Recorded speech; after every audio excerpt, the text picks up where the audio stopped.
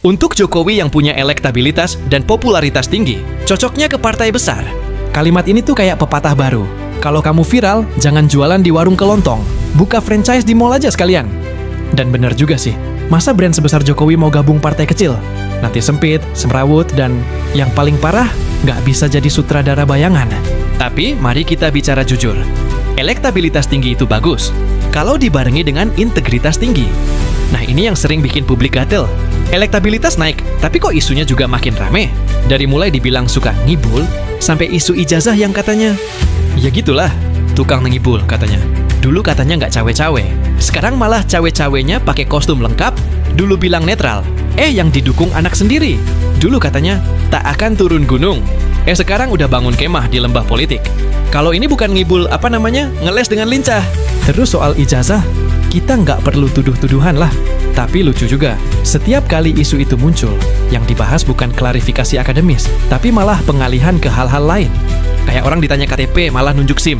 Jadi ya, wajar dong kalau ada sebagian rakyat bilang, lah, elektabilitasnya tinggi karena rakyat udah kadung percaya. Tapi bener nggak tuh yang dipercayai? Nah sekarang, tokoh dengan reputasi sekompleks itu disarankan gabung partai besar. Pertanyaannya, partai besar yang mana yang cukup berani nampung aset sekaligus liabilitas ini?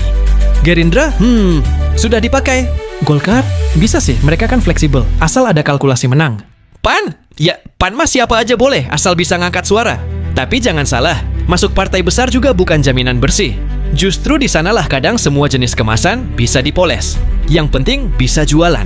Mau track record amburadul, mau citra di ujung tanduk, kalau punya popularitas, partai besar tetap pasang karpet merah. Karena dalam politik, yang penting bukan siapa kamu, tapi seberapa banyak kamu bisa bawa suara.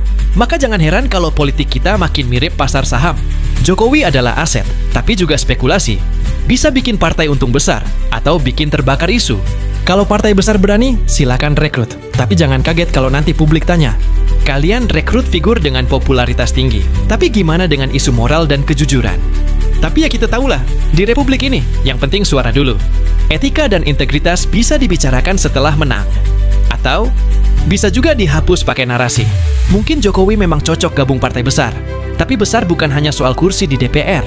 Besar juga harusnya soal mental, soal etika, dan soal berani jawab pertanyaan publik. Bener nggak sih semua yang selama ini diklaim? Kalau masuk ke partai besar, hanya untuk memperpanjang napas kekuasaan. Ya, selamat. Kita cuma ganti seragam, bukan ganti sistem, dan rakyat tetap nonton sinetron politik berjudul yang dipilih rakyat tapi dirancang elit. Di negeri penuh drama, tukang ngibul bisa naik tahta, asal elektabilitasnya tak bisa dibantah.